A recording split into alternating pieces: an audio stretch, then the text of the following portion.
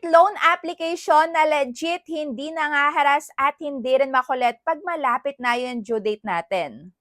Tamang-tama ako, naghahanap ka nga ngayon ng mauutangan online na ayaw mong hinaharas ka yung mga contacts mo, ayaw mo na sobrang daming tawag pagka malapit na yung due date mo, at syempre hindi sobrang taas yung interest, ay ito na yung video na para sa'yo. Dahil based on my experience, ay okay din yung mga agents dito. Kaya yon, simulan na natin.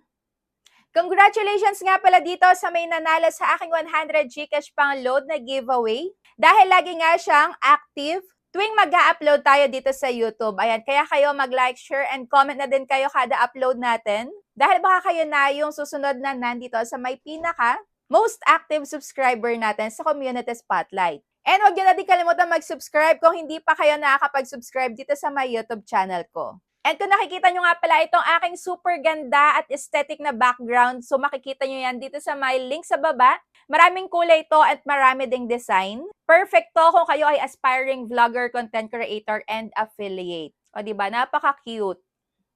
Unahin na nga natin itong Revi Credit na makikita nga sa may CIMB Bank na application sa Play Store and sa App Store. So yan yung pinakauna natin, ang Revi Credit. Last 2025, meron na din ako nagawang compilations ng mga legit loan apps na walang harassment. Pero yung iba nga doon is tinanggal ko na dahil meron talaga ako mga na-experience na grabe kung makapang harass din kahit na legit. Dahil kahit na SEC registered, meron at meron pa din talaga mga nakakalusot na grabe kung makapaningil.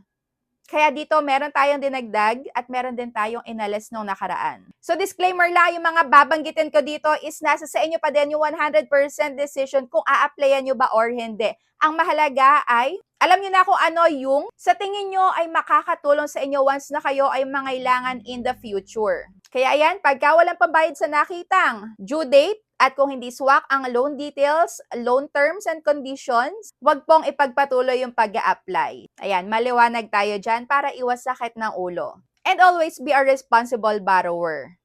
So dito nga sa may Revi Credit, nagawa ko na din to ng video at first time guys, pinautang nila ako ng 15,000 pesos. O di ba? So ito yung pangalawa sa may loan applications nga na nautangan ko online na malaki agad sa unang try. So dito nga 15,000 agad, pero good for 1 month lang siya babayaran. So makikita nyo yung Revi Credit dito sa may pinaka CIMB Bank na application na madadownload sa Play Store and sa App Store. Meron din akong tutorial dito sa YouTube channel ko kung ano yung mga sinagutan ko para sa may mas detalye